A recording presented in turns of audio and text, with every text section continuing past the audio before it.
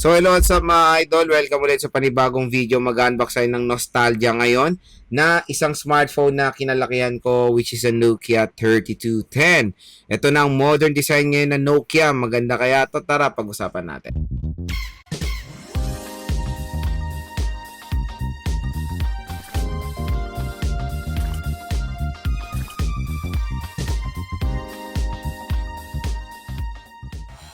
So ito mga idol, ang Nokia 3210. Siyempre ito po yung latest and greatest ngayon ni Nokia when it comes sa keypad or feature phone.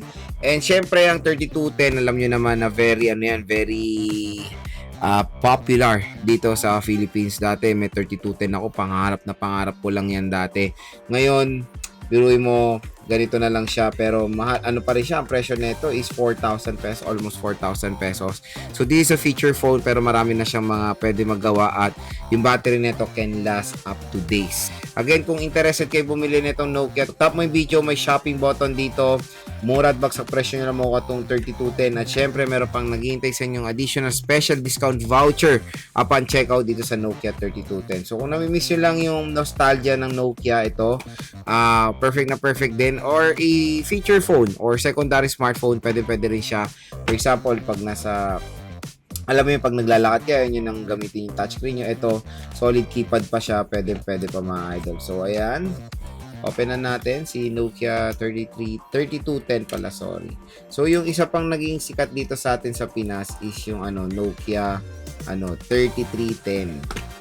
So, ito kasi 3210 eh. Meron pa nga 3110. 3110 yung sa father ko eh. Akin 3310 and 32. 3210 kuya ko nagkaroon. Ayan. So, paano na ba siya unbox? Medyo complicated na ba? Ganun. Okay. Ayun. Tapos nalabas ito yung cellphone. So, ayan siya. Magaan naman. HMD. Uy. In fairness, ang gaan. Wala pa siguro yung battery. Pili natin yung teal. And under HMD na kasi ang Nokia ngayon. So, at least, meron pa rin brand ng Nokia para sa mga, natin.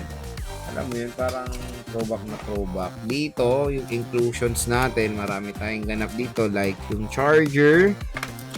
Ayan, meron tayong charger and manual. Yun lang naman mga idol. Ayan, so proceed tayo dito sa Nokia 30. Hindi pala natatanggal yung battery niya. Natatanggal.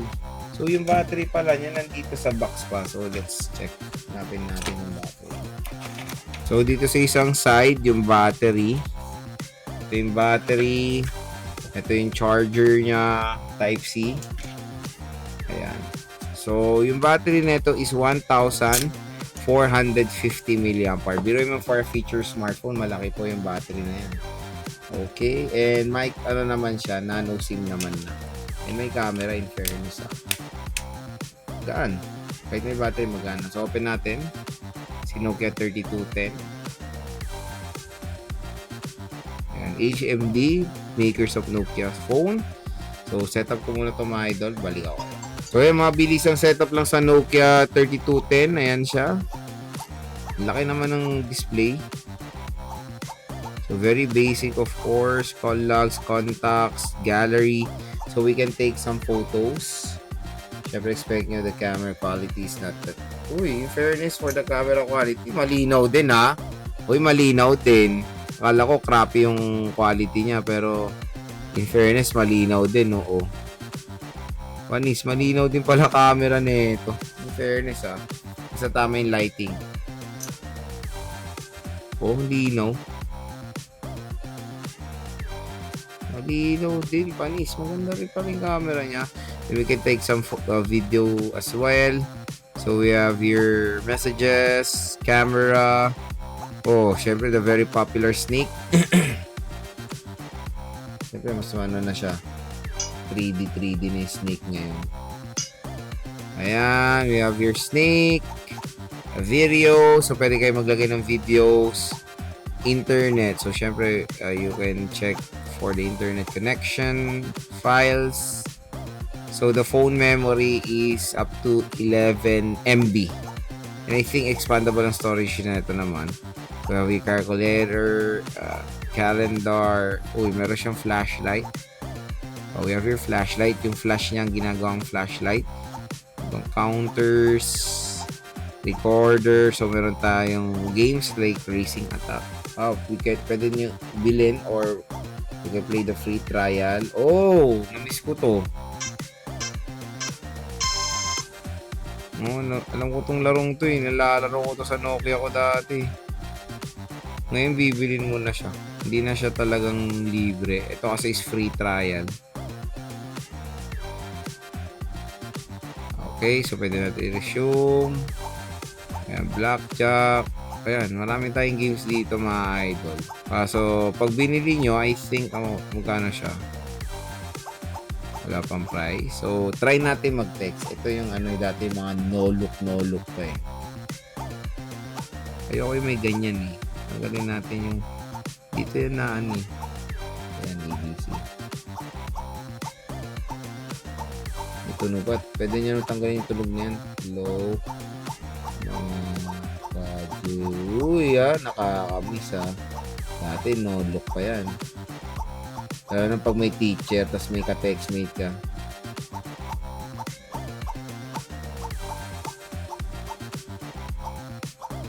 Nakakamiss lang. So ayan mga idol, kung interested kayo bumili nitong Nokia 3210, yung link nito nandito sa ating video. So tap mo yung video, may shopping button dyan. Mura at bagsak presyo na mo itong Nokia 3210. Isa sa naging pioneer ng mga cellphone nung early 2000s. So yun mga idol, another online haul na naman tayo. And this time, meron tayong nakitang affordable na dashcam mula ito sa 70mi dashcam. So ito ang M310 Plus. It has a 2K resolution. Ang maganda dito yun nga, 2K resolution siya. So meaning beyond 1080p resolution na ang mo-offer nitong dashcam na to. Meron siyang super night vision and napakababa ng aperture niya for better low light quality. So night vision siya, 2K image, 140 degrees FOV, vertical orientation or rotation, parking surveillance, f1.5 aperture, voice control, and Wi-Fi application. Kaya kung gusto nyong pumili nito, napakamura lang nito sa ating link. So tap mo yung video dito, view products, mura at bagsak presyo na makukuha itong 70mi M310 Plus. At pag diyan kayo bumili sa ating shopping button, meron pa kayo makukuha ang additional discount voucher upon checkout. Automatic na po yan matcha-checkout, basta i-click nyo yung link niya. Okay? So ito na siya. Meron tayo dito manual. Ito yung kabitan dun sa windshield. Ito yung sa wire. Susukan sa wire. Yung charger niya. And syempre yung kanilang cable. So we need na mahaba yung cable nito kasi syempre pupulupot ito sa kotse nyo. And ito lang. Ayan na yung dashcam. Diba? Ganun kasimple lang mga idol. At napakalit lang nito mga idol. Ayan, pag dinikit yung ganyan, ayan yung POV ng windshield nyo. Ang maganda dito, pwede nyo siya i-rotate.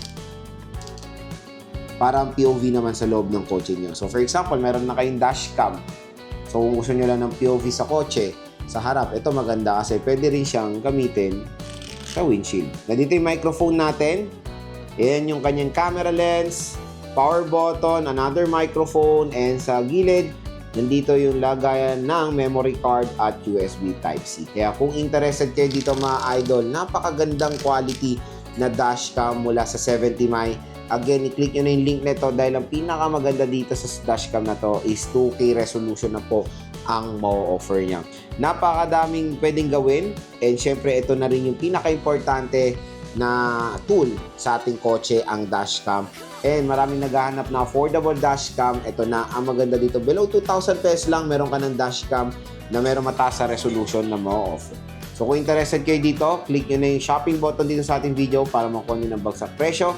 Ito si 70mi. So naghahanap ba kayo ng murang power bank? Ito, meron naman tayong bagong segment or bagong episode sa ating online haul. At ito naman ay mula sa brand ng Vinco. So itong Vinco power bank na to is meron na siyang 20,000 mAh battery capacity at ito yung unit na V10 Pro. Meron siyang USB Type-C and USB Lightning connector. So ito siya, meron siyang, as you can see dito, meron siyang 45 watt fast charging at ang maganda dito sa power bank na to is may kasama na po itong cable. Diba? So, hindi na kayo mamumblema na magdala ng cable dahil ito all-in-one na.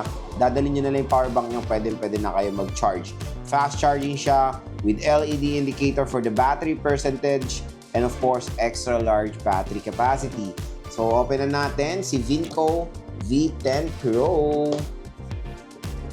Yan. Vinco power bank with cable. Yan talaga yung Finiflex. At kung interested pala kayo makuha to ng bagsakang presyo, dito lang kayo bibili sa ating video. So, tap mo yung video dito, view products or sa shopping button dyan, mura at bagsak presyo nila makukuha itong Vinco power bank at syempre meron pang naghihintay sa inyo special discount voucher upon checkout. So, ayan, open na natin. Bubungad sa atin is of course yung kanyang 20,000 power bank. Okay, ito yung meron tayong mga leaflets, warranty card, certification, yun lang. And ito na. Tapos, ang usapan, wala nang kung ano-anong chenes, power bank na agad tayo re-recta. Ito na, ang Vinco power bank, 20,000 mAh battery capacity. Napakaliit, very sleek mga idol. Ayan, no? Turuin mo sa ganitong sukat lang, hindi mo akalain na 20,000 mAh battery capacity na to. Napakaganda ng ergonomics and design niya, very sleek, 45 watt fast charging rate, and ito yung kanyang LED indicator dito at syempre ang maganda dito, yung kanyang cable ay pwede nyo pang gawing strap din. So meron siya USB Type-C, ito yung cable niya, USB Type-C, pwede pa kayo magsalpak dito para sabay-sabay kayo mag-charge, very convenient. Meron tayo ditong lightning, meron tayong Type-C and USB Type-A. So, dito kayo magcha-charge. So, dito nyo cha-charge yung yung power bank nyo. So, yung in niya is 30 watts max.